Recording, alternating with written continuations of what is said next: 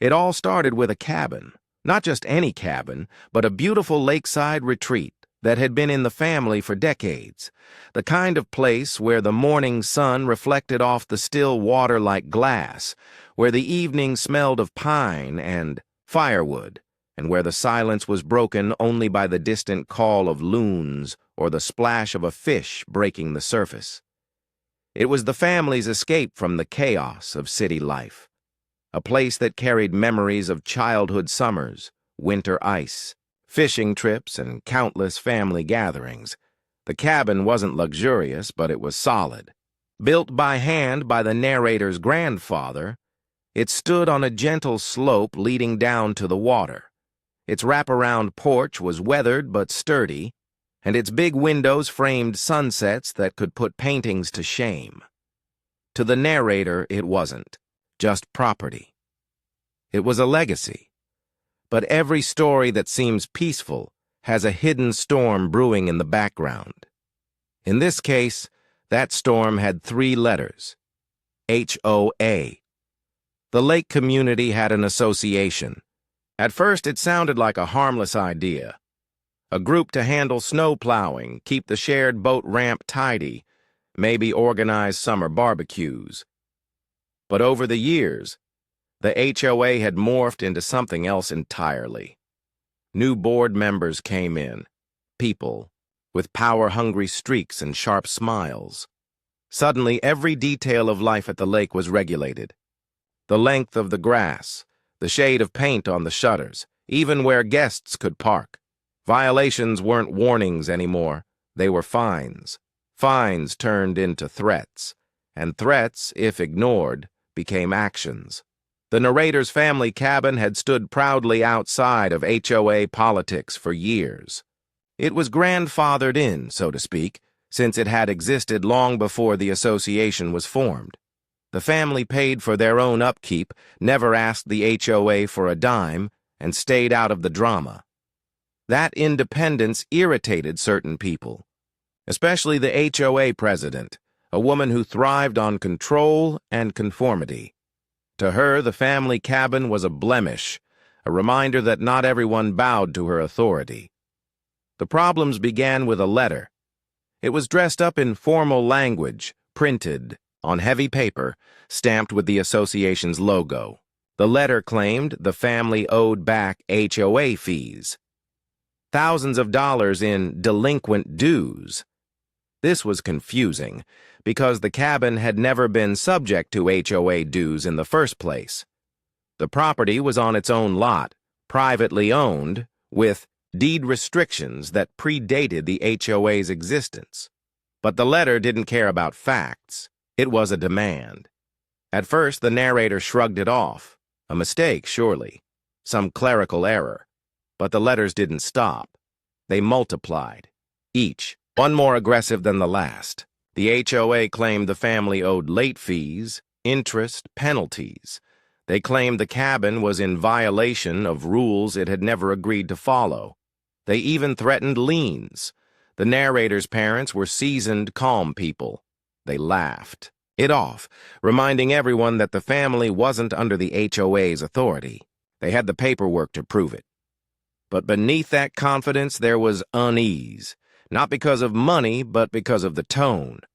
The HOA wasn't bluffing. They wanted control.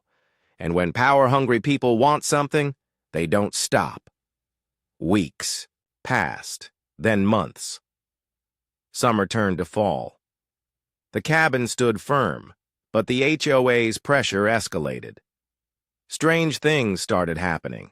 One weekend, the family arrived to find the dock mysteriously damaged, boards ripped out and left floating in the water. Another time, a notice was taped to the front door with bold red letters, "Final warning." It wasn't signed. The narrator's bow. Family wasn't one to scare easily. After all, they weren't just an ordinary family. Behind their quiet smiles and relaxed weekends at the cabin was a secret most of the neighbors didn't know. Every adult in the family worked in federal law enforcement. Different branches, different agencies, but united by the same oath. It wasn't something they flaunted, but it meant they understood the law, They knew their rights, and they weren't about to be bullied by a suburban committee with clipboards. Still, they chose patience.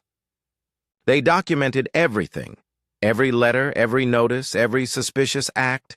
They kept files, photographs, timestamps. They knew that when the time came, the evidence would matter. But even their experience couldn't prepare them for what happened next. One weekend, the family pulled into the driveway of the cabin and froze. Something was wrong. The air smelled of sawdust and gasoline. The yard was littered with debris. Where the cabin had stood proudly for decades, there was nothing but a pile of broken boards and shattered glass. The porch was gone. The roof was in splinters. The walls were crushed into heaps like discarded matchsticks. The cabin had been demolished. It wasn't vandalism. It was organized. Heavy machinery tracks cut through the dirt. The wreckage was pushed into a messy pile as if bulldozers had torn it down. On the edge of the property, staked into the ground, was a bright orange sign. In large black letters it read, "Property demolished due to HOA violations. Unpaid. Dues and fees." The sight hit like a punch to the gut. Years of memories destroyed in an instant. Generations of history reduced to rubble. The family stood in silence, taking it in. But beneath the shock, something else was stirring.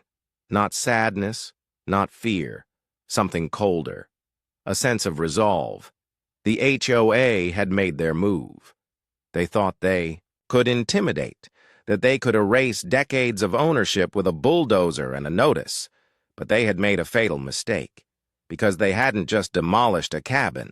They had declared war on a family of federal agents, and this was a fight the family was more than prepared to win.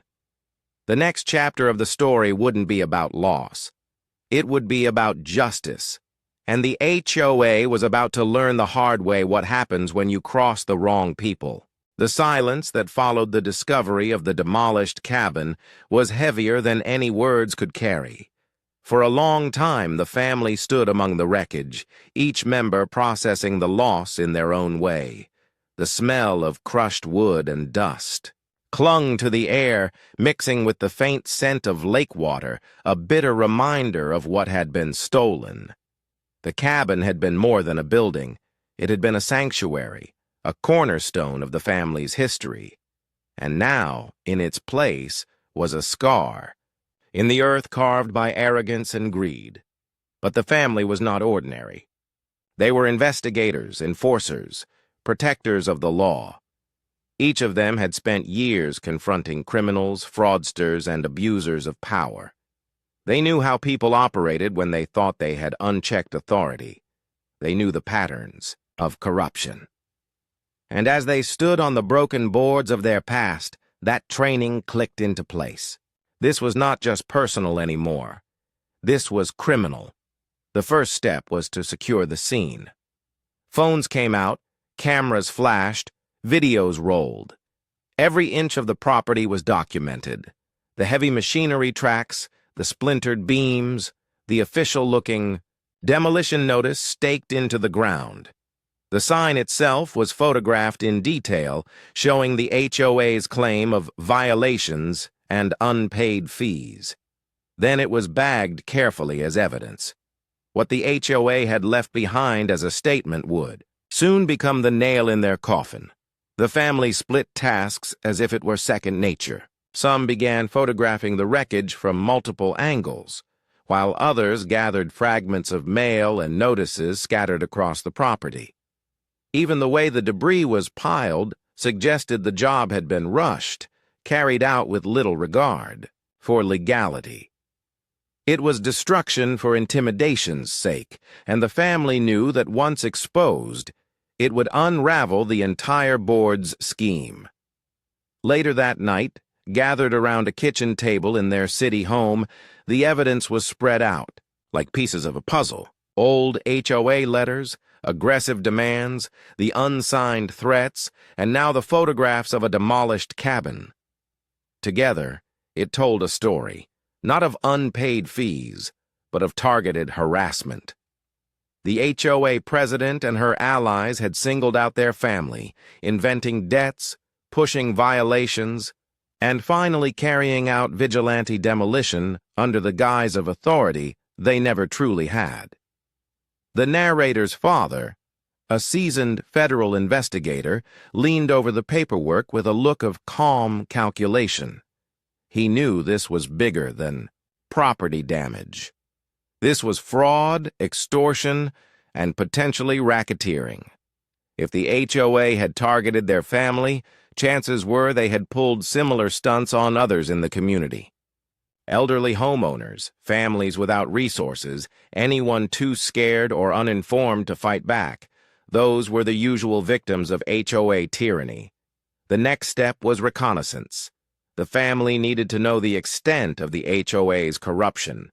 Quietly, they began reaching out to neighbors, posing questions, offering sympathetic ears. At first, people were hesitant, worried about retaliation.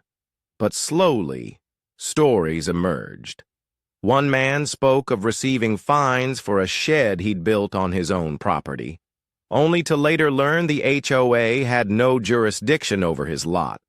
Another family whispered about being threatened with foreclosure over supposed missed dues, even though they had receipts proving payment. Each story mirrored the same pattern: false charges, intimidation, and in some cases, property seizures. It was a web of abuse spun by a board that operated like a cartel, and at the center of it was the president. She had built her reputation on being tough but fair, but behind closed doors, she was ruthless. The demolition of the cabin wasn't just punishment. It was a warning to anyone else who thought about resisting her authority. But the warning had backfired. The family wasn't just going to fight back. They were going to dismantle the entire system. Quietly, they began collecting every HOA bylaw, every financial record they could get their hands on. The narrator's mother, an expert in federal financial crimes, spotted irregularities almost immediately.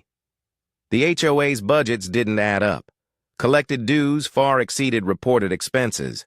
Maintenance projects were overbilled or outright fabricated. It was embezzlement, plain and simple.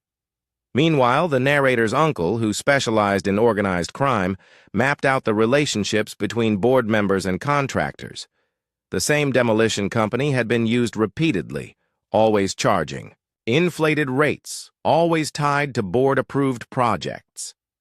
It wasn't just about bullying homeowners. It was a money-making scheme disguised as governance. The deeper they dug, the more sinister it became. What had begun as harassment of their family was merely the surface of a massive fraud operation. The HOA wasn't protecting property values. It was exploiting them. But evidence alone wasn't enough. They needed a strategy. And strategy was something the family excelled at. Step one would be patience. The HOA expected them to lash out in anger, to fight on emotional grounds. Instead, the family stayed silent, acting as though they had accepted the demolition. No confrontations, no heated emails, no public scenes. This lulled the HOA into a false sense of victory. The president likely believed she had scared them into submission. Step two was infiltration. The family began attending HOA meetings, quietly sitting in the back, blending in with other frustrated homeowners. They listened, observed, and recorded. The president spoke confidently about enforcing community standards and holding everyone accountable, all while her allies nodded obediently. But beneath the polished speeches, the cracks were visible. The financial reports she read aloud contradicted the documents the family had already obtained. The contractors she praised were the same ones pocketing inflated payouts, and her arrogance blinded her to the quiet storm gathering in the room. Step three would be execution. When the time was right, the family would strike with precision, armed with evidence strong enough to bring down the entire board. But that time wasn't yet. For now, the demolition of the cabin served as the perfect cover story. The HOA thought they had won. They didn't realize they had triggered an investigation far beyond their comprehension. As winter settled over the lake, the ruined cabin remained untouched, a frozen monument to the HOA's abuse of power. But for the family, it was not a symbol of defeat. It was a reminder of the battle ahead, a battle they were uniquely equipped to win. The president of the HOA had no idea what was coming. She believed she had destroyed a building. In truth, she had ignited a war with people who lived and breathed justice, and when spring returned to the lake, so would reckoning. The family was ready.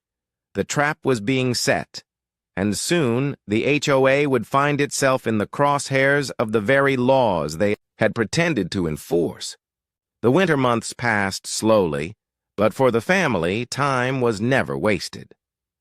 While snow covered the wreckage of the cabin, they were quietly weaving together a case strong enough to tear down the HOA from the inside out. Their approach was methodical, built on patience, precision, and silence. The president of the HOA carried on as if she had won. She strutted through meetings, enforcing new restrictions, raising fines, and boasting about how community standards were being upheld. What she didn't know was that every smug announcement, every financial report, and every decision was being carefully documented by people who had spent their careers tracking criminals far more sophisticated than a suburban power clique. Tuppermere family's counterattack started with observation. At first, they blended into the background of the community, just another group of homeowners showing up at board meetings. But while others listened passively, the family studied everything. They watched who whispered to whom, who signed off on expense reports without reading them, and who flinched whenever the president raised her voice. It became clear the board was not a united front. Some members were loyal to the president out of fear, others because they benefited from her schemes. But a few looked uneasy, trapped in roles they didn't fully support. Those were the cracks in the armor, the weak links the family would use to their advantage. Behind the scenes, the narrator's mother combed through financial records with relentless precision. The HOA's bank statements showed massive withdrawals that didn't line up with any legitimate project. Emergency maintenance funds were being siphoned off repeatedly, yet no such emergencies were visible in the neighborhood. Landscaping invoices were suspiciously high for simple mowing and tree trimming. The trail of money revealed a clear pattern. The HOA president had turned the association into her personal cash cow. At the same time, the narrator's uncle mapped out connections between the board and local contractors. One demolition company in particular appeared again and again, always charging inflated prices, always working exclusively for the HOA. A quick background check revealed its owner was the president's cousin. Nepotism disguised as business. It was classic corruption, and the family was building a dossier thick enough to make any federal prosecutor salivate. But exposing corruption wasn't enough. The family wanted to dismantle the HOA's credibility piece by piece until the entire community saw them for what they were. And so, step by step, the counterattack began. The first strike was subtle. At a midwinter board meeting, the family attended quietly as usual. When the treasurer presented the quarterly budget, the narrator's mother raised her hand. In a calm, measured tone, she asked about a specific line item: $28,000 spent on community drainage maintenance. She politely inquired where exactly that work had taken place, since the neighborhood's drainage systems hadn't been touched in years. The room went quiet. The treasurer stammered, fumbling with his notes. The president quickly cut in, insisting. The work had been done behind the scenes and not visible to everyone. The explanation was vague, unconvincing. Other homeowners exchanged confused glances. It was a small moment, but it planted seeds of doubt, seeds that would grow with every meeting. The family kept pressing, never aggressively, always with the demeanor of curious homeowners. They asked about contracts, about bidding processes, about why the HOA seemed to use the same vendors over and over. Each question was like a needle pricking the president's carefully inflated bubble of authority. And each time, her answers grew sharper, more defensive. Outside of meetings, the family worked to win over neighbors. They didn't reveal their federal backgrounds yet. They simply listened. They helped elderly homeowners understand their notices, explained confusing fines, and offered advice on how to contest violations. Slowly, trust formed, and with that trust came more stories, tales of intimidation, of false dues, of threats that left people too frightened to fight back. The community was waking up, and the HOA didn't realize it.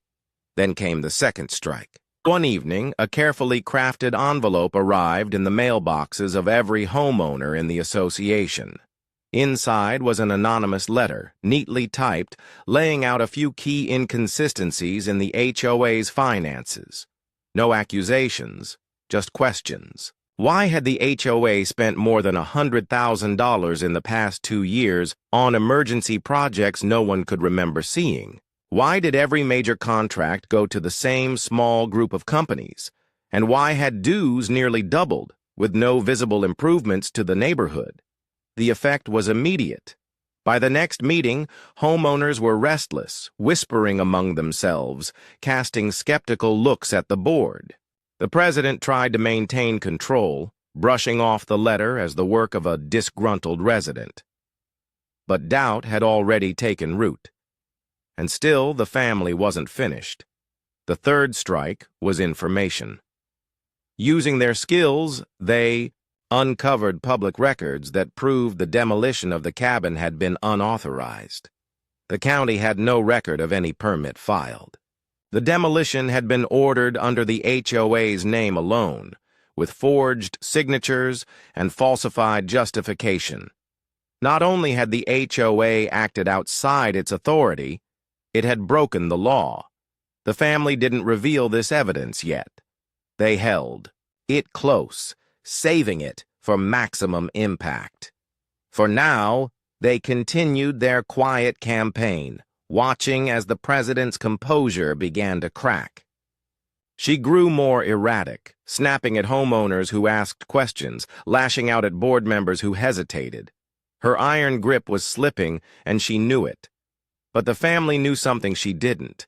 Her downfall wouldn't come with one big explosion. It would come through a series of small fractures, each one widening until the whole structure collapsed under its own weight. By spring, the snow had melted, and the lake shimmered under the returning sun.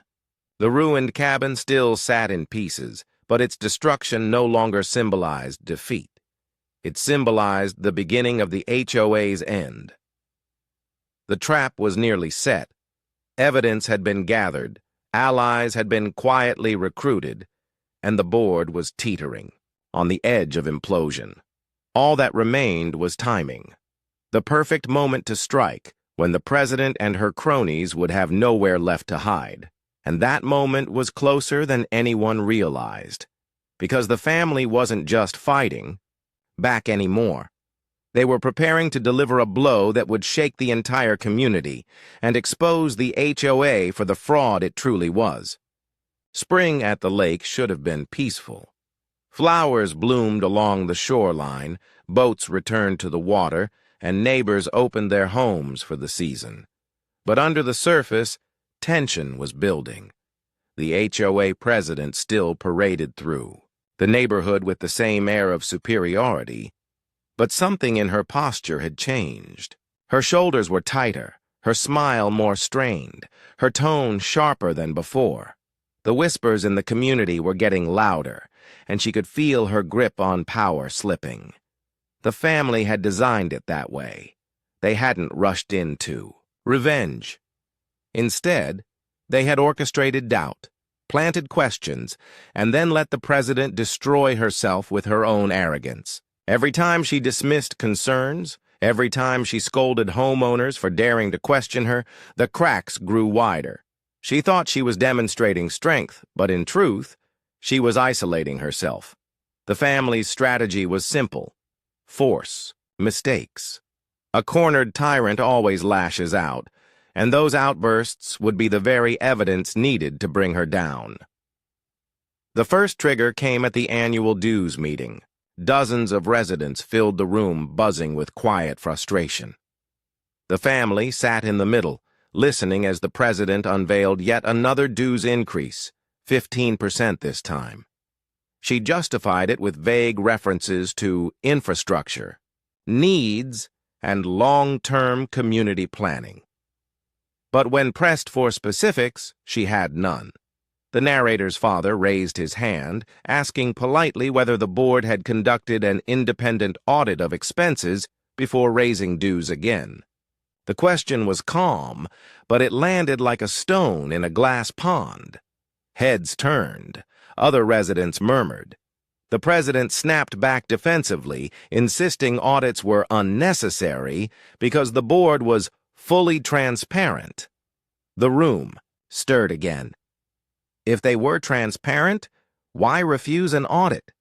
That one question planted deeper suspicion than a dozen anonymous letters ever could. The second trigger was financial. The narrator's mother quietly leaked copies of the HOA's questionable expense reports to a few trusted neighbors, careful not to reveal the source. Soon, photocopies were circulating from home to home. Homeowners compared numbers, saw the massive overcharges, and realized they had been paying into a system that was bleeding them dry. The president responded with fury. She stormed into the next meeting accusing residents of spreading illegal documents, threatening legal action against anyone caught distributing them. Her rant only made things worse. People who had been neutral before were now openly hostile, demanding accountability. The more she tried to silence them, the more the community pushed back. The third trigger was more personal. The family had uncovered proof that the demolition company tied to the president was owned by her cousin. They also found property records showing that she had used HOA funds to make improvements to her own lakefront home. New landscaping, a renovated deck, even a private dock extension. Quietly, the family slipped these details into conversation with neighbors. The news spread like wildfire. By the time summer began, the HOA president was losing her once loyal base. Even some of her board members were starting to distance themselves, realizing they had backed the wrong leader. But instead of stepping back, she doubled down. Her tone at meetings grew venomous, her threats harsher. She began issuing violations, at random, targeting anyone who questioned her. Homeowners received fines for lawn decorations, for minor paint chips, for parking a car a few inches too close to the curb. It was intimidation through paperwork, and it only fueled more resentment. The family stayed quiet, letting the chaos unfold. Their plan wasn't to lead a rebellion openly, it was to let the community rise up on its own, armed with the seeds of truth the family had planted. And that's exactly what was happening. Then came the breaking point. At a packed summer meeting, tensions erupted. The president unveiled yet another fine structure, introducing penalties for non-compliance with community spirit. It was a vague, absurd rule, designed to give her unlimited authority. But this time, the residents weren't silent. Voices rose, people stood, and for the first time, the president lost control of the room. The narrator's uncle, calm and deliberate, stood among the chaos and asked the question that changed everything. Had the HOA ever filed for the required county permits before demolishing the family's cabin? The question hung in the air like a guillotine. The president froze. For a moment, her mask slipped. She stuttered, scrambled for words, and then tried to deflect, insisting the demolition had been approved by the board. But the family had timed the question perfectly. By then, several residents had already confirmed with the county that no such permits existed. The truth was undeniable. Gasps rippled through the crowd. People began shouting, demanding answers. The president's face turned red as she barked back, threatening lawsuits, fines, even eviction. But her words no longer carried weight. The more she shouted, the more powerless she looked. The meeting ended in chaos, with residents storming out and board members refusing to back her. It was the exact collapse the family had been waiting for. The president had not only exposed herself, she had destroyed her own credibility. That night, the family gathered at their city home again, reviewing the chaos they had witnessed. The evidence was stacked high: financial fraud, nepotism, intimidation, and now proof of illegal demolition. The president had crossed every line imaginable, and the community was finally ready to see it. But the family wasn't finished. They didn't just want her out of power. They wanted accountability, real consequences. And with their combined knowledge of federal law, they knew exactly how to make it happen. The next phase wouldn't be subtle. It wouldn't be whispers or quiet questions. It would be a full-scale exposure, timed perfectly to leave the president and her allies with no escape. The storm had been gathering for months. Now it was ready to break. The HOA president had always believed she was untouchable. For years she had ruled through intimidation and deceit, silencing dissent with fines, threats, and bulldozers. But power built on fear is fragile, and now the foundation had collapsed. The meeting where she was publicly confronted about the illegal demolition had marked the beginning of her downfall. What she didn't realize was that the worst was still ahead. The family had spent months gathering evidence, moving carefully and deliberately. They had financial records, property documents, contractor connections, and proof of illegal actions. But evidence meant nothing unless it was delivered to the right people, in the right way at the right time. And that was the step they were now ready to take. The narrator's father contacted a trusted colleague in the Department of Justice, someone he had worked with on financial fraud cases in the past.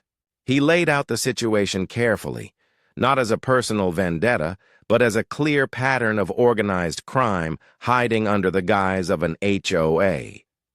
The colleague listened, intrigued, and agreed to escalate it. Meanwhile, the narrator's mother reached out to federal financial investigators she knew personally, passing along the records she had analyzed. The trail of embezzlement was undeniable. Inflated contracts, falsified expenses, and HOA funds redirected into private accounts. To an experienced investigator, it was a textbook case of fraud. The narrator's uncle took a different angle. Using his organized crime background, he built a case file that showed how the HOA operated like a racket. False fines, threats of foreclosure, and the unlawful demolition of property were not just civil violations, they bordered on extortion. It was the kind of abuse of power federal agents loved to dismantle. At the same time, the family worked locally. They approached the county inspector with proof that no demolition permits had ever been filed for the cabin. The inspector was furious. County law required strict oversight of demolitions to ensure safety and environmental compliance. To bypass that process wasn't just a mistake, it was a crime. By midsummer, the trap was fully set. The family had put the wheels of federal and local enforcement in motion. But they weren't content to wait in silence. They wanted the entire community to see the truth for themselves, so when the hammer finally fell, there would be no room for denial. The opportunity came at the summer HOA barbecue, the association's biggest annual event. Dozens of residents gathered by the lake, eating, chatting, and pretending for a moment that the tension didn't exist. The president arrived dressed as if she were royalty, strutting through the crowd, trying to salvage her image with charm. But her smile faltered when she noticed the glares, the whispers, the way people moved aside instead of greeting her. The family was there too, calm and composed. They didn't confront her directly. They didn't need to. Instead, they circulated quietly, sharing copies of key documents with neighbors, proof of embezzlement, proof of nepotism, proof of illegal demolitions. By the end of the evening, nearly every homeowner had seen the evidence with their own eyes. The president realized too late what was happening.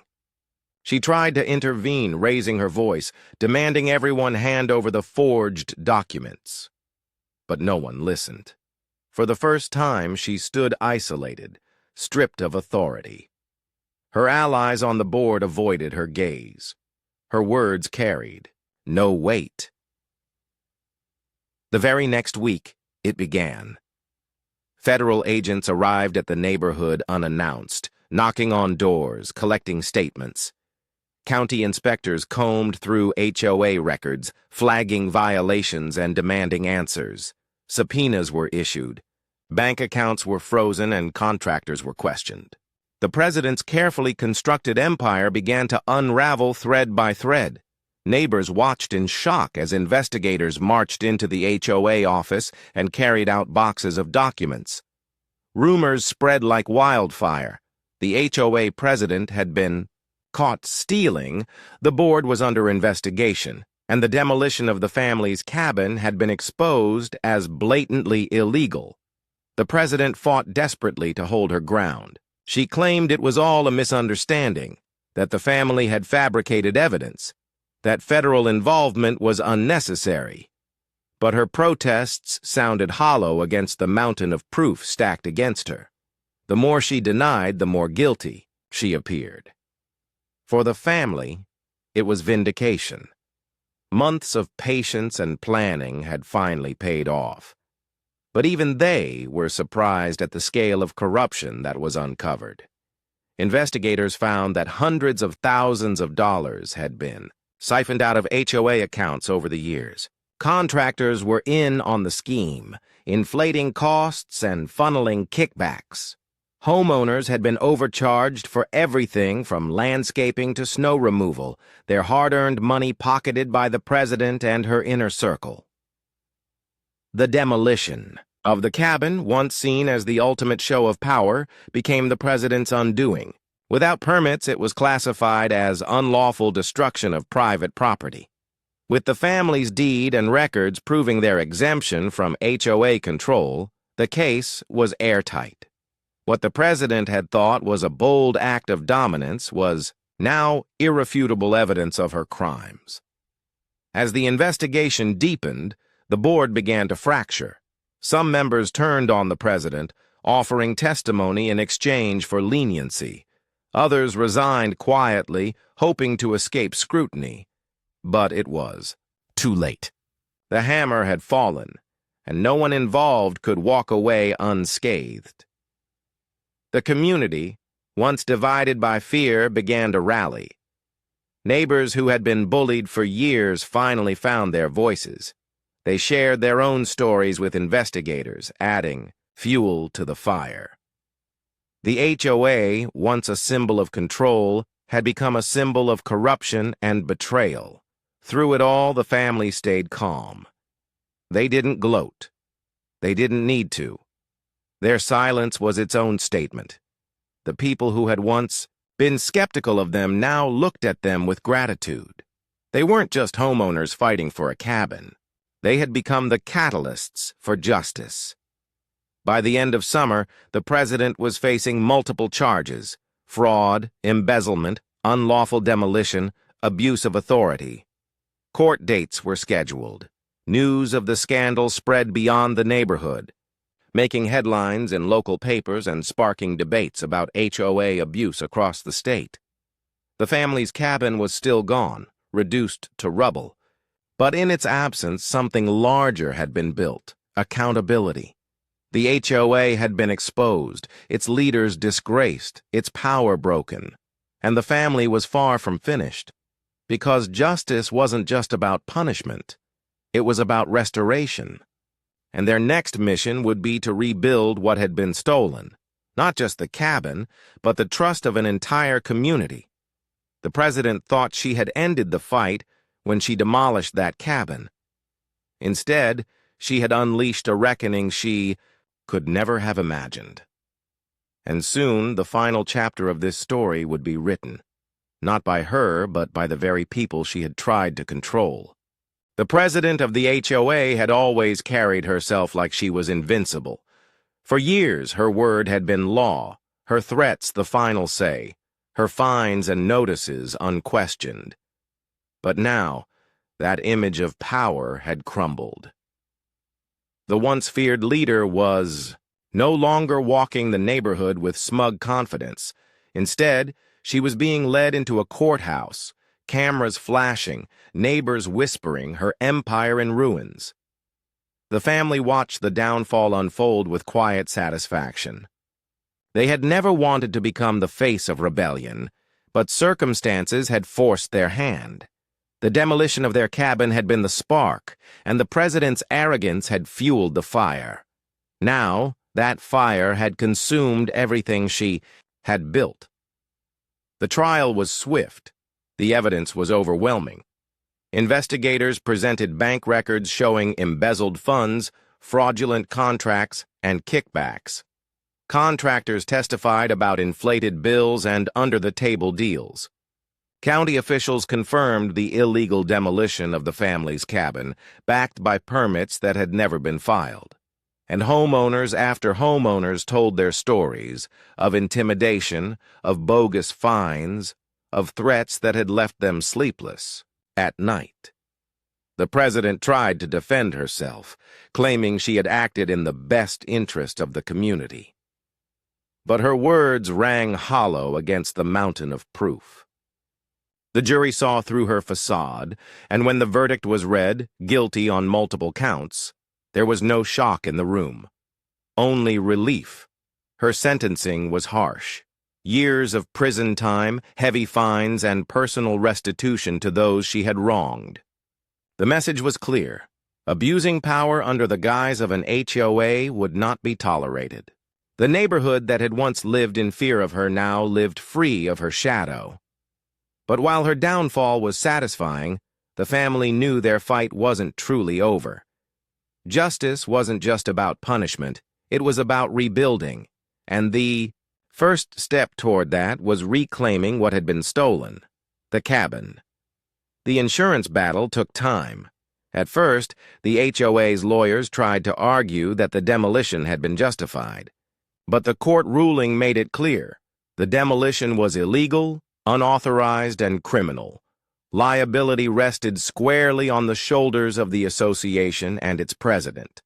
Eventually, funds were awarded not only for damages but also for emotional distress and the unlawful loss of property.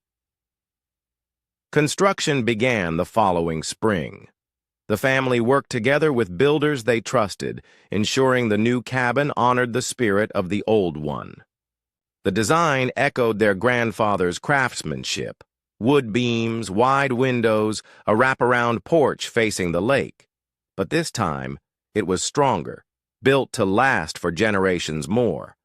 Every nail hammered, every board placed, felt like a victory.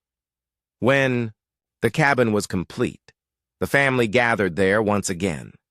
The air smelled of fresh pine and lake water. The porch creaked under their weight, just as it had years before, but now with a promise of resilience. The cabin had been destroyed, but it had risen again, proof that legacies cannot be erased by the greed of a few. The community, too, began to heal. Without the president's iron grip, the HOA was restructured from the ground up. New leadership was elected. Neighbors who valued fairness and transparency over control. Dues were lowered to reasonable levels. Financial reports were open to everyone. Rules were enforced with common sense, not cruelty. For the first time in years, The HOA actually served the community instead of exploiting it. Neighbors who had once been divided by fear now bonded over shared relief. Barbecues returned, laughter echoed across the lake, and people no longer whispered when they saw each other. They openly discussed improvements, voiced opinions, and made decisions together. The neighborhood was no longer ruled by fear. It was run by cooperation. And through it all, the family stood quietly in the background. They never bragged about their role, never boasted about their connections as federal agents. They didn't need to. The neighbors knew who had lit the spark of resistance, who had gathered the evidence, who had exposed the corruption. Gratitude came in small ways. Dinners shared, invitations offered, smiles exchanged. The family wasn't just respected, they were trusted. The old HOA president's name faded from memory, mentioned only in hushed tones as a cautionary tale of power gone wrong. She had once believed she could bulldoze her way through opposition. Instead, she had bulldozed her own future. On the first evening in the rebuilt cabin, the family sat on the porch together, watching the sun set over the lake. The water shimmered gold, just as it had when their grandfather first built the place. The air was calm, the kind of silence that carried peace instead of dread. For the first time in a long time, the cabin felt whole again. They knew the battle had been more than just about a building. It had been about principle, about standing against those who abuse authority. They had proven that even the most intimidating of figures could be brought down when truth and persistence were on your side. The cabin would always carry scars of what had happened, the memory of wreckage, of loss, of betrayal. But those scars only added to its strength. It stood as a symbol, not just for the family, but for the entire community. Corruption could be fought, justice could prevail, and legacies could endure. The HOA had demolished their cabin thinking it would end the fight. Instead, it had unleashed a reckoning that changed the neighborhood forever. And as the lake reflected the fading light of day, the family knew one thing with certainty. No matter how much power someone claims to have, there is always a higher power, truth, and in the end, truth had won.